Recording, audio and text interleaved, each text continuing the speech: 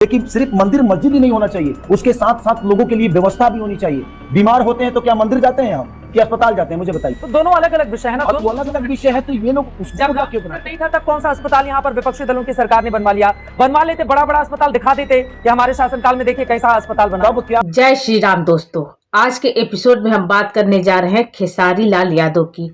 बहुत से लोग इसे जानते भी होंगे, बहुत से लोग इसे नहीं भी जानते होंगे, लेकिन जब से ये बंदा राजनीति में उतरा है तो राम पर ही राजनीति करने लगा है। अब राम मंदिर बनने से इसका पेट नहीं भर रहा है, तो मुसलमान भाइयों से आग्रह है कि इसे अपना नेता चुने सोच समझ कर, क्योंकि मस्जिद से भी इसका पेट भरने वाला नहीं है।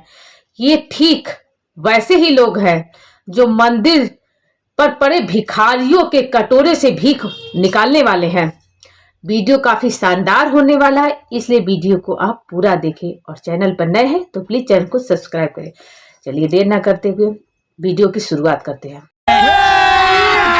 अभी मजा आएगा ना भिड़ो। तो चलिए शुरू करते हैं। सीट पर लालटेन जलाने की जिम्मेदारी भोजपुरी एक्टर सिंगर खेसारी लाल यादव को दी गई है। जहां जहां आप जा रहे हैं वहां वहां लाखों की भीड़ आपके दीदार के लिए खिंचती हुई चली आ रही है। लेकिन वोट कैसे मिलेगा, क्योंकि 6 चुनाव में से सिर्फ एक चुनाव 1 साल के लिए आरजेडी जीती, बाकी या तो जेडीयू या तो भारतीय जनता पार्टी के खाते में सीट हुई है।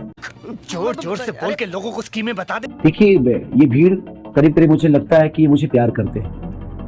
वो वोट देंगे या नहीं देंगे ये मेरे लिए विषय नहीं। अच्छा, मेरे लिए विषय है कि वो मुझे दिल में रखते हैं। मैं वोट के लिए कहीं जाता ही नहीं। खाओ माँ कसम। अरे कसम की कौन सी बात हुई आप? मैं उनके प्यार के लिए जाता हूँ। अच्छा। हो गए हैं पूरे नेता एकदम। मुझे तो लगा था कि नेतागिरी में थोड़ा टाइम लगेगा इनको, लेकिन आंसर जिस तक आया है तुरंत स्पॉन्टेनियस, एकदम नेता वाला आंसर है। नहीं, ये दिल की बातें हैं और मुझे पता है कि दिल की बातें दिल तक बहुत जल्दी पहुंचती है। मैं दिमाग से कुछ करता ही नहीं, क्योंकि दिमाग नहीं है। कि जिसके पास दिमाग होता है ना, वो मुझे लगता है कि लोगों को सिर्फ बेवकूफ बना सकता है। दिल वाले कभी बेवकूफ नहीं बनाते हैं। दिल की बातें दिल तक पहुंचती है। अब दिल की बातें दिल तक कैसे पहुंचेंगी, ये बड़ा सवाल है। बीजेपी को कैसे हराइएगा, इतनी मजबूत पार्टी है। मुझे बीजेपी को थोड़ी हराना है। मैं किसी को हराने थोड़ी आया हूँ, मैं तो जीतने आया हूँ। हराने के लिए कोई थोड़ी लड़ता है, मुझे जीतना है, ये मेरा विषय है। आप जीतेंगे तो बीजेपी तभी हारेगी। तो मैं वही तो कह रहा लेकिन आपको इतनी कठिन सीट दी है, आपको एहसास है ना इस बात का। हूँ। क्या बोला कि मैं किसी को हराने नहीं आया, मैं जीतने आया हूँ। अब उसमें कोई हारता है ये उसका विषय है। अरे कहना क्या चाहते हो? देखिए, बीजेपी वाले तेजस्वी यादव पर नबी फेल कहकर प्रशांत किशोर भी उनको इस तरह से टिप्पणी करते हैं। तो आपकी शिक्षा कैसे हुई? आपने संघर्ष का जिक्र किया कि 2 रुपए आपको मिलते थे तो आप मेला में जाते थे। आपकी जिंदगी कैसे शुरू हुई, क्या क्या किया आपने, कैसा संघर्ष? देखिए, एक बात बताऊं, पढ़ा लिखा होना जरूरी है, बहुत जरूरी है, बट समाज में आने के बाद ना पता चलता है कि जमीनी हकीकत क्या है। ये लोग देखिए होता क्या है, मैं आपको एनडीए की सच्चाई बता देता हूँ। इनके पास शब्द बहुत हैं, ये लोगों को शब्दों से छोटा करना चाहते हैं। इनको किसी इंसान को पकड़ना है और उसी पे पूरा चुनाव लेकर चलना है। अबे शक्ल तेरी बवासीर जैसी बातें तो अच्छी किया कर। ये प्रॉब्लम है मेरा। हमेशा से सवाल यही रहा है कि आप भी पूछती हैं सवाल तो उनसे पूछिए कि देखिए, आप मंदिर बनाइए, हमारी श्रद्धा है। रखने वाले तो भगवान को दिल में रख लेते हैं हनुमान की तरह, और सीना फाड़ कर पूरी दुनिया को दिखा देते हैं कि सीताराम यहाँ है। और पूजने वाले तो मंदिर के बगल में भी होते हैं, फिर भी जल नहीं चढ़ा पाते। तो श्रद्धा दिल में पलता है। अरे हनुमान जी तो साथ साथ आए थे ना अयोध्या में, ताकि राम राजा बन सके, उनको विराजमान किया गया था। तो हम भी तो आए हैं ना कि हमारा भाई राजा बने।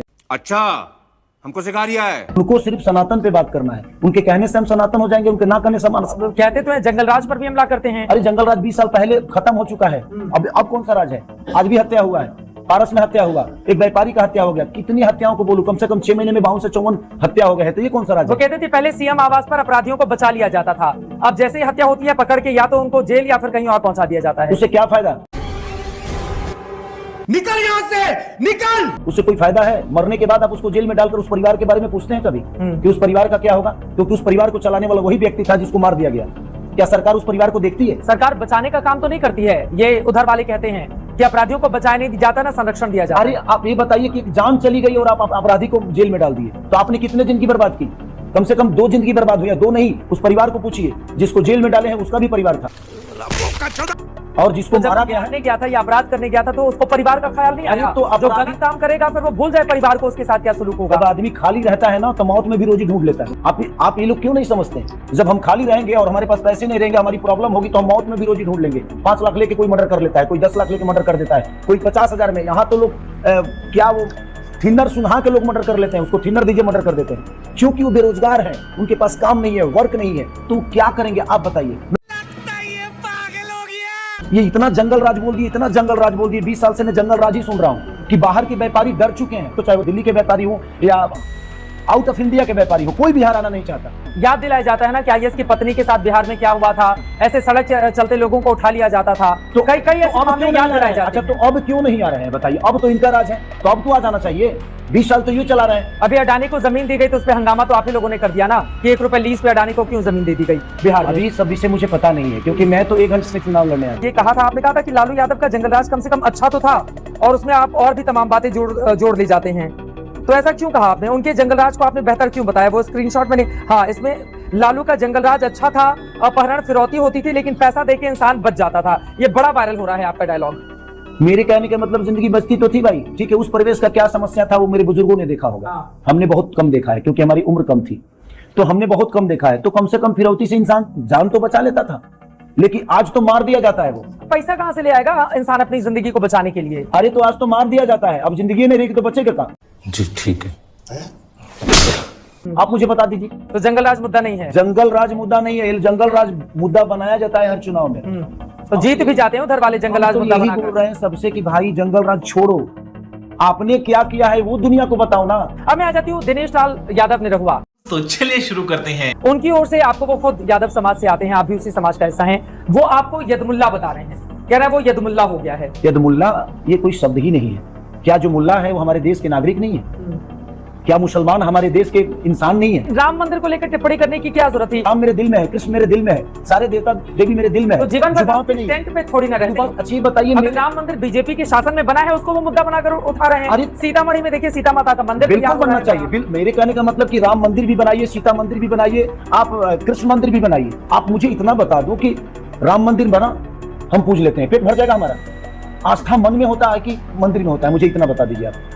आस्था मन में होता है, मंदिर में जाकर ईश्वर को नमन करता है। पूजने वाले ना घर में भी पूछ के और बड़ा हो जाते हैं। तो मंदिर नहीं होना चाहिए? नहीं, बिल्कुल होना चाहिए। मैं कब कहा कि नहीं होना चाहिए?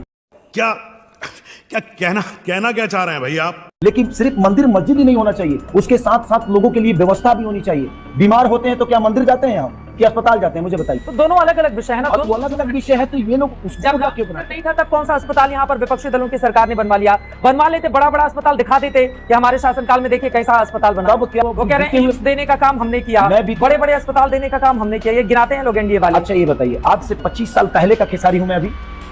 नहीं ना, तो मैं 25 साल पहले की बात क्यों करूं? अभी जो समस्या है मैं उसकी बात करूंगा ना। अभी मैंने क्या किया है वो मैंने क्या अर्जा है मैं उस पर बात करूंगा ना। तो आप 25 साल पहले की बात क्यों करते हो? खत्म, बाय बाय, टाटा, गुड बाय, गया। अगर आपको हमारी वीडियो पसंद आए तो लाइक शेयर सब्सक्राइब आप जरूर करें। मिलते हैं नेक्स्ट वीडियो में, तब तक के लिए जय श्री राम।